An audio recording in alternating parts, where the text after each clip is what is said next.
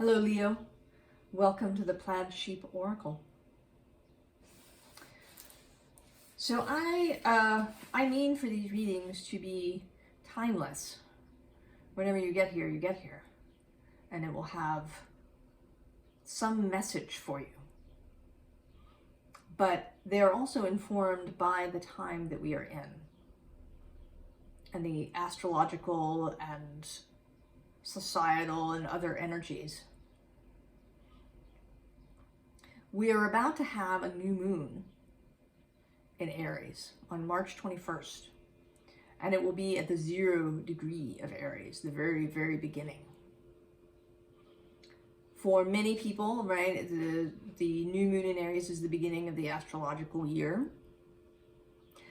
And actually another thing is that there's going to be 2 new Aries moons this year, which I think is significant. There's going to be one at the 0 degree and then one at 29 degrees, almost like 29 degrees, 50 something minutes, I believe, just before the sun moves into Taurus. So this energy of beginning is kind of extra with these 2 new moons in Aries, and both of them occurring, I believe, when all the planets are moving direct. I know Mercury does go retrograde at the end of April, but I think it's after that last new moon, and Pluto doesn't turn retrograde till May 1st.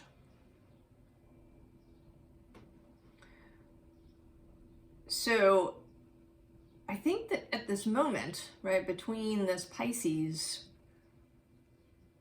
new moon and area and that Aries new moon, we're in a final moment before these new timelines, these mutations, these evolutions that we have been involved in really sort of get going.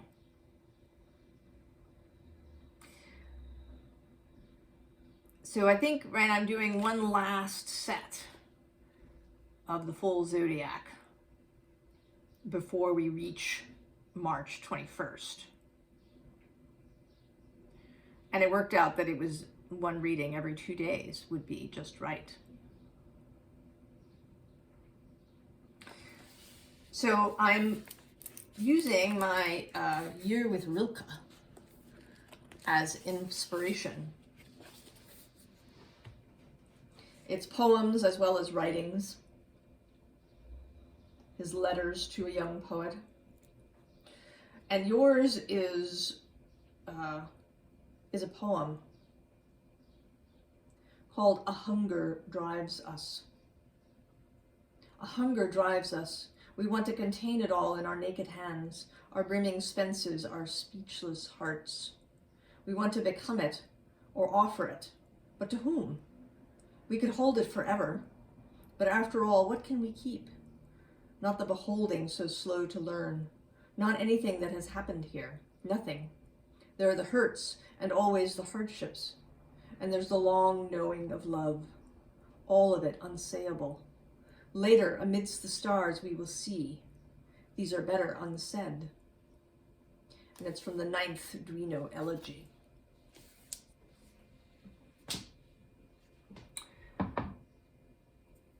So this reading, Leo, is, I think, about desire. And we have, as a society, a very fraught relationship with desire.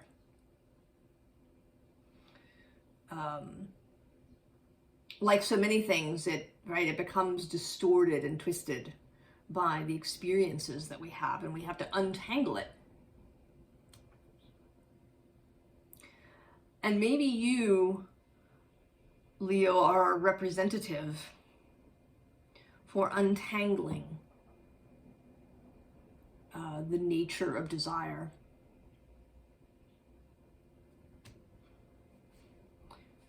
Right, in how it can change for us as we all move into our new timelines.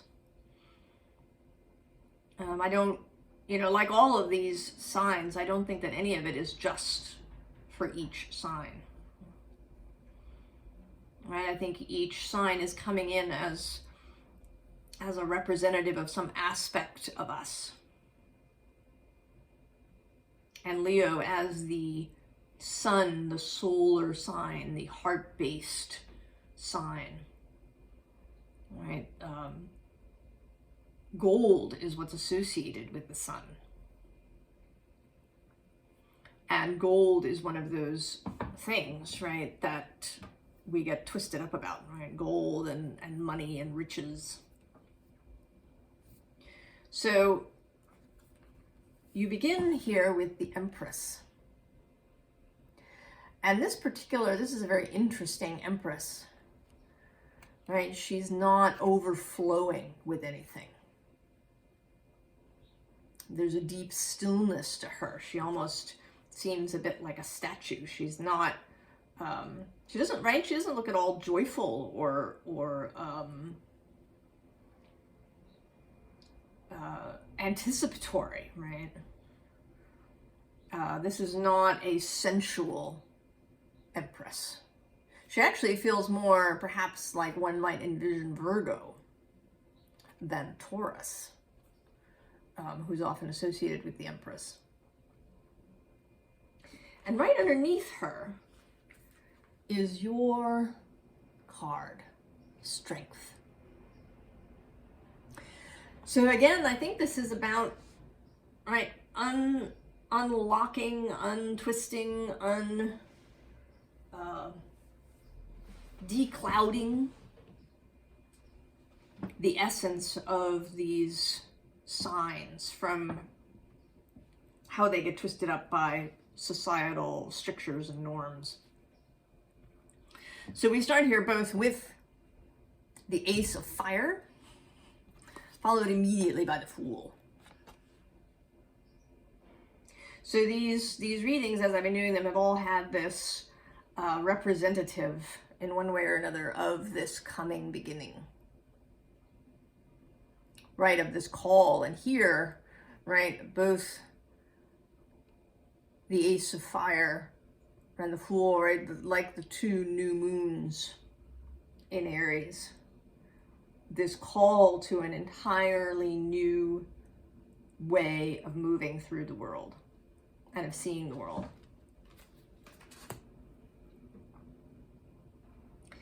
But I think you are, right, you're a little caught up in your head about it.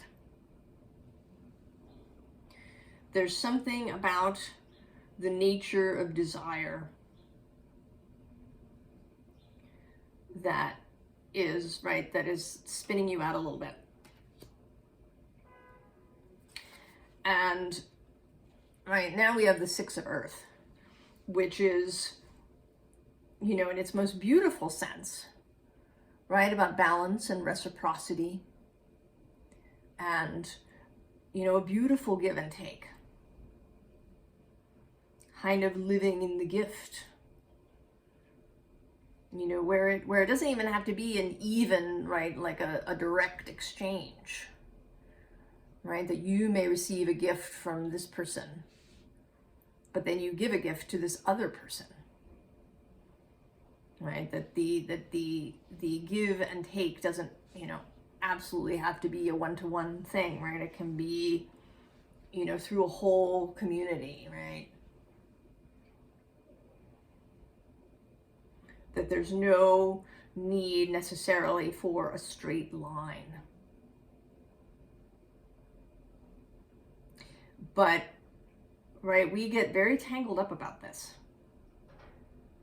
Our society is kind of, right, it's, I hesitate to use this word, schizophrenic, right? Because that's a genuine distress.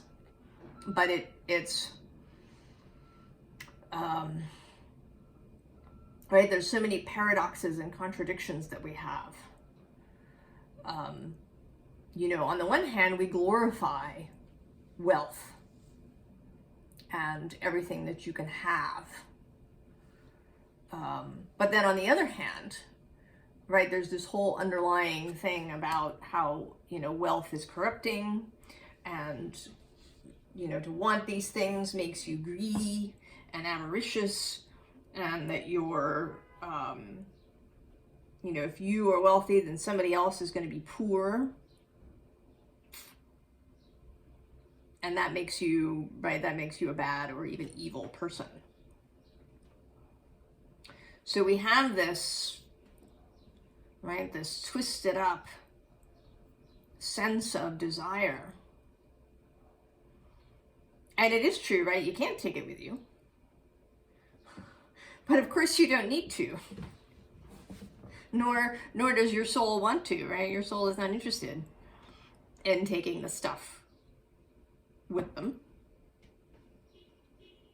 But that doesn't mean that your soul doesn't enjoy the idea of playing with all these things. And it isn't, right, it's not desire, really, that's the issue. So there's this world card, which I think actually is today. This, I feel like this whole row is kind of about the difficulties of this. Right? There's this sense, right, that we're living on this very finite world.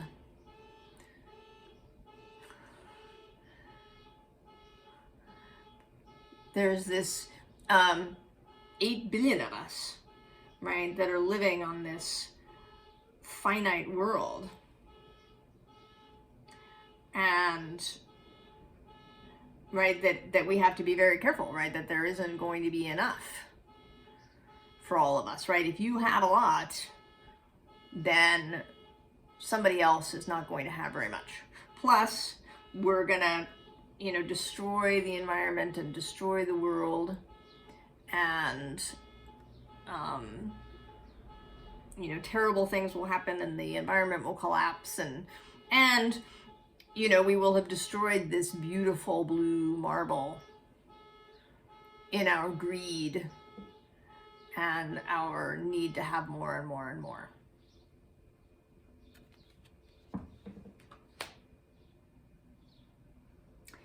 And then there's this King of Swords,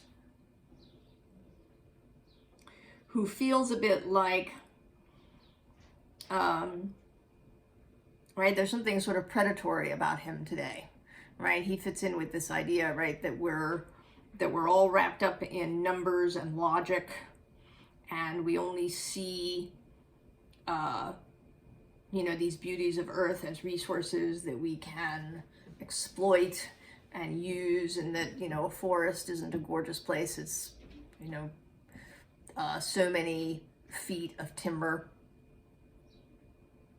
This very calculating way of looking at things.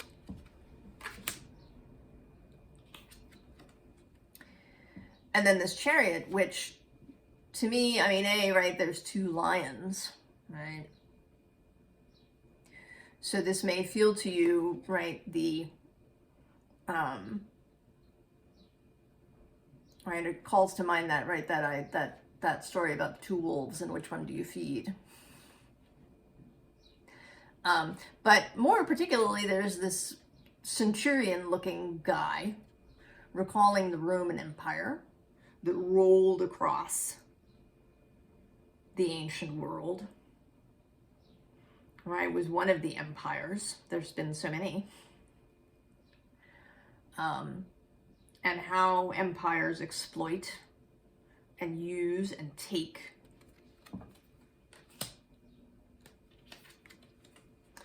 And then again, there's, right, this sword of logic, right? Ideas,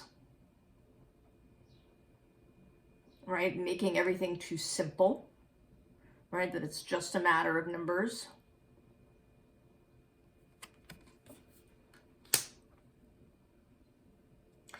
And then this particular 3 of Cups, which in this deck is especially kind of about rapprochement and making peace, because it has this story of Arthur and Guinevere and Lancelot. And Guinevere has an affair with Lancelot. So she betrays, right? They both, because Lancelot is supposedly Arthur's friend and fellow knight of the Round Table. And so they betray Arthur. And, right, they gave in to their desire. So, right, there's also a thing about integrity and how if you give in to your desires, you're going to hurt someone.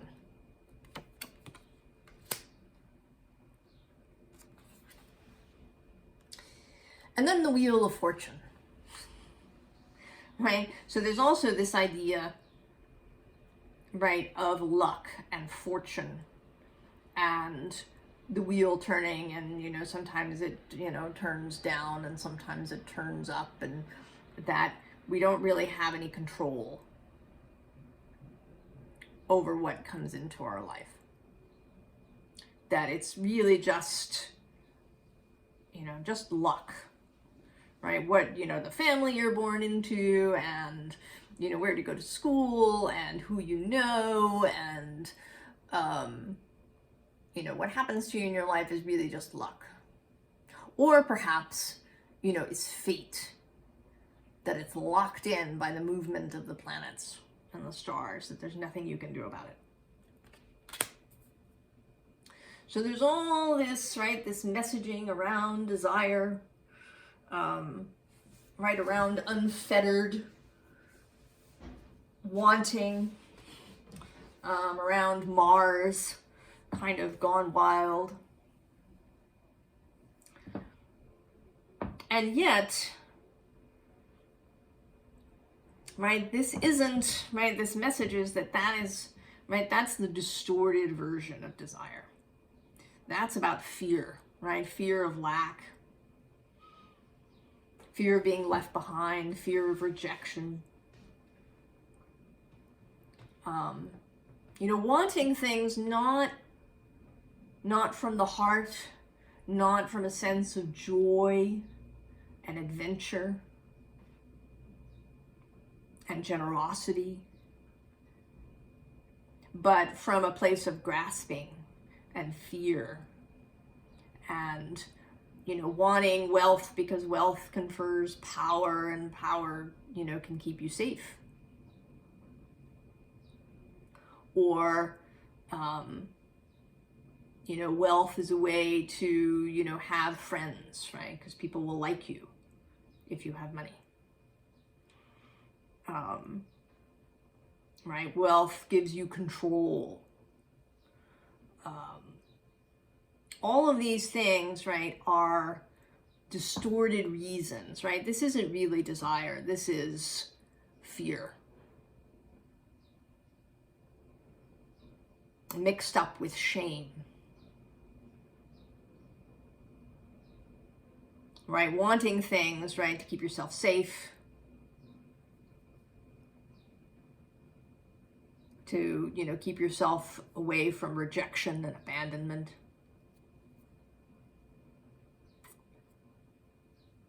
Right? That isn't really, right? That's not your heart's desire, your soul's desire.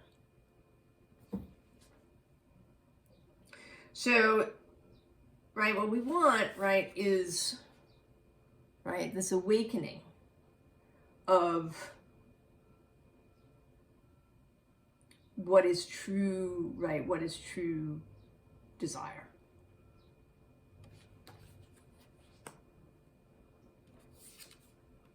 Right, and as we enter, right, through this period, there is, right, the possibility of, right, of returning light, of seeing things from a different perspective.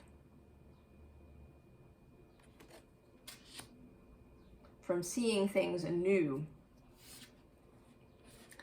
And, right, we have this knave, blood-scented. You know, and the knave, right, has a bad reputation, right? And I'm thinking of, right, knaves and, you know, figures like Pan, like Loki, even tricksters, who kind of do whatever the heck they want, right?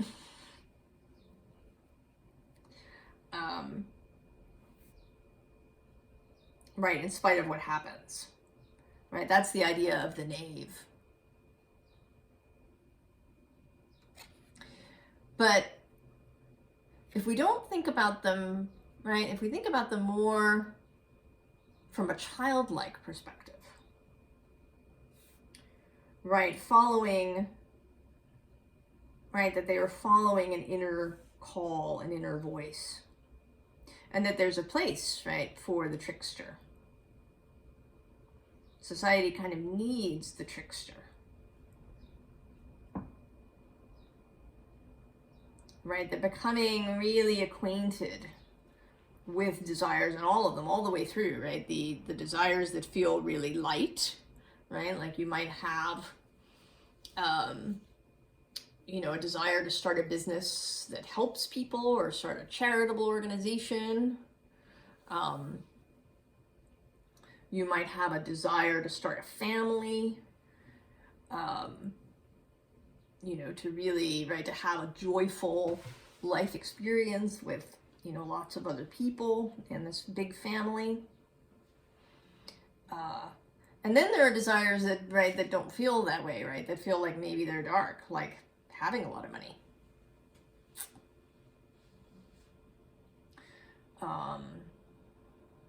You know, being famous.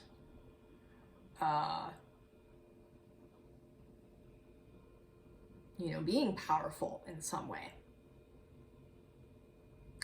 And we want to, right, we want to examine all of those and really get down to the root of what is what. Right, that's the way through. Right. Right, through this portal energy. And also, you know, Thorn is also associated with Thor, right? This thunder god,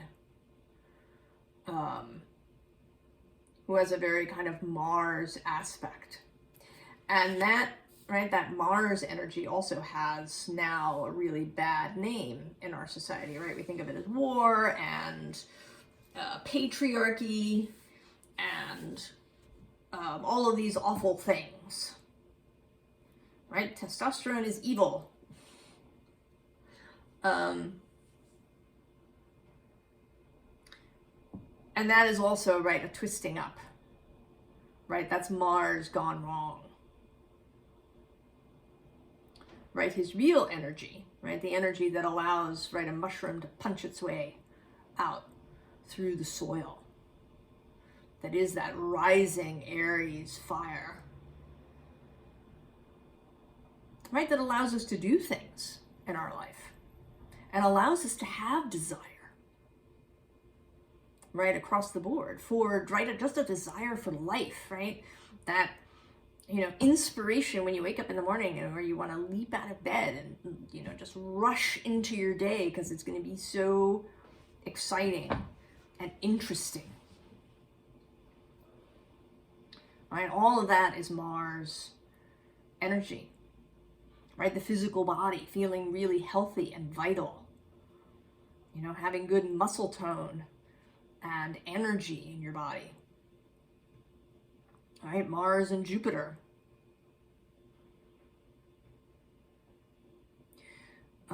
Right? And so the sun, right? Your light. Right? The sun that burns. Right? That's a giant fire in the sky. And gives us our direction and our brightness. These are all, you know, sort of masculine, fiery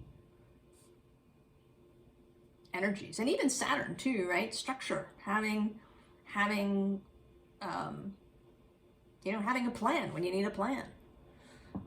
Having a container. So we have to come to terms with these things and to re-embrace them in their true form. And this is actually largely a mental exercise,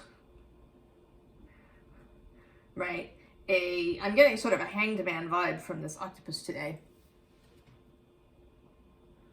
of really reconsidering how we see things. What are our beliefs around desire, around our wants, around Mars and the sun, and how we see these fiery energies? What is our, right? What are our beliefs around that?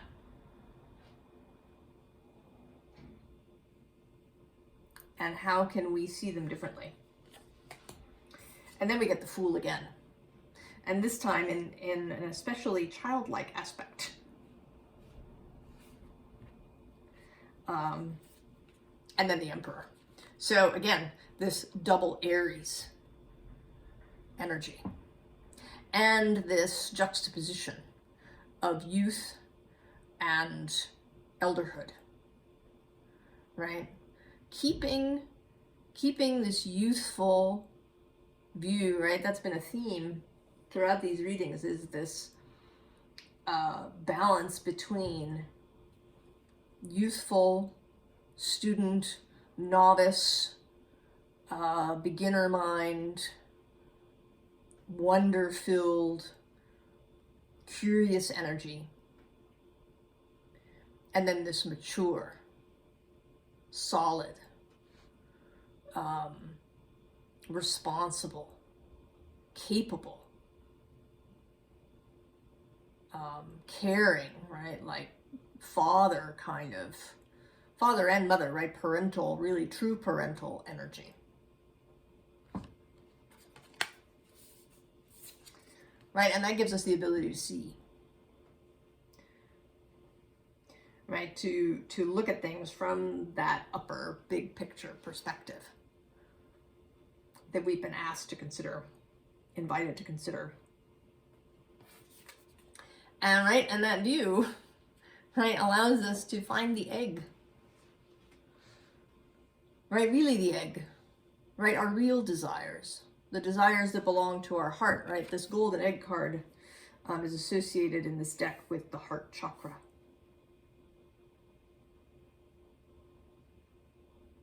Right? These are the desires, the fun, joyful, delightful, generous desires. Right? The ones that you want to share with other people. Right? Like, you know, you go out and, you know, maybe you get a new car that's really great. And you have fun in it, but you also use it, right? You give your friends rides, you help them get places, you go on adventures together. And you do it freely and openly, right? Knowing that you're kind of, right? You're not so much the car's owner as the car's custodian, perhaps, or even the car's partner. If you have this animist view that I do, right?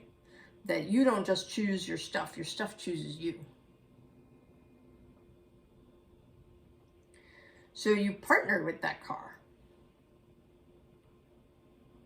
or that house, or even that money, right? Money is a spirit. Money is an energy. Money is not just something that we use and have. Money has will and awareness. Don't doubt that for a second.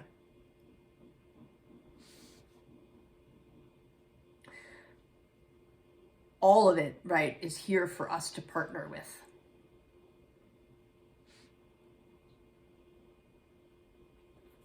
So in the advice section, right, we have this devil with judgment underneath. And I do feel, right, in a different reading, I really felt that the devil was sort of waving goodbye. And I feel like that here too. And actually, I feel like it's almost sort of like a high five almost, right? Like, you know, the devil, as the Satanist church would have it, right, as the great adversary, the the adversary to the status quo and to societal norms. Also, he's Capricorn, all of the stuff in the physical world.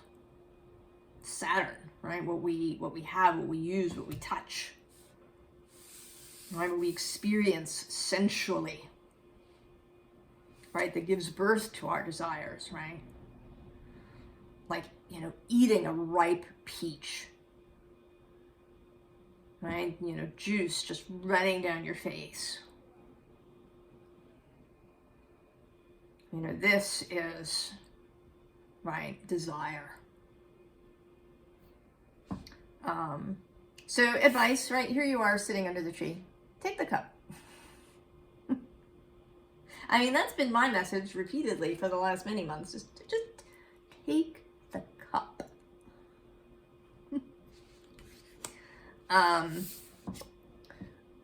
You know, see all the aspects of the stuff. Right? That it isn't really just stuff, right? That it all does have its own awareness, its own will. It is all alive. It is all source. As above, so below. As within, so without.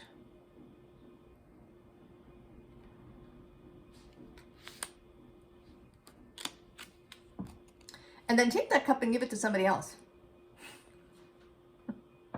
Right? Free somebody up, maybe from their own, right, want, desire chains. Pass it on. Right?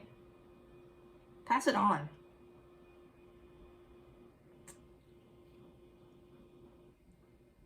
Right? Giving is kind of a great way, right? Satisfying somebody else's desire can feel really good, right? You know, I really enjoy buying just the right gift for someone. Right? Finding just the right thing that I know, right, they'll really enjoy. And it doesn't even have to be a thing, right? You can buy somebody dinner or, you know, take them to a movie or do whatever, right? But giving somebody something that they really enjoy, right? Fulfilling somebody's desire. Which brings us back to you. Right? The expansiveness of the sun. Right? That shines down on all things regardless. Right?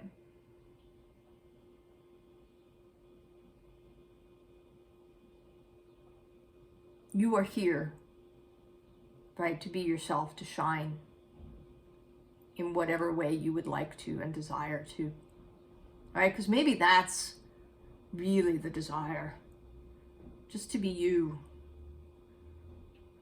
you know, to do the art or the work that you want to do to really tell somebody how much you love them, and to really express your love fully for the people in your life.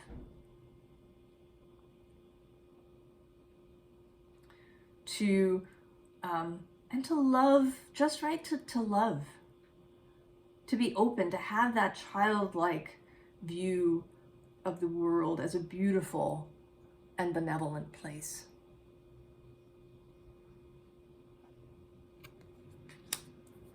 So take this time, Leo, this last bit, before we enter that double Aries newness, to explore your wants and desires.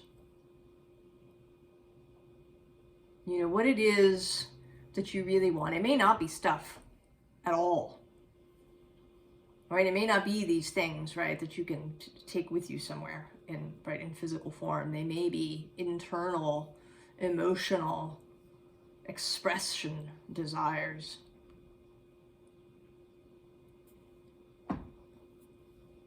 And you don't even, right, you know, in terms of things said or unsaid,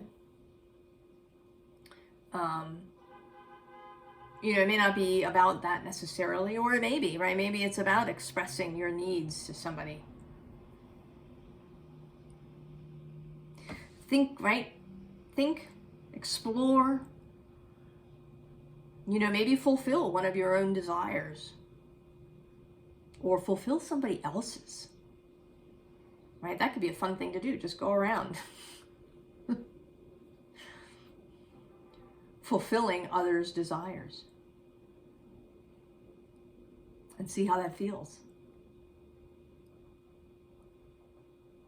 I wish you all the very best, Leo. I think this could be a really fun adventure that maybe we should all go on. And I'll see you next time. So long, Leo.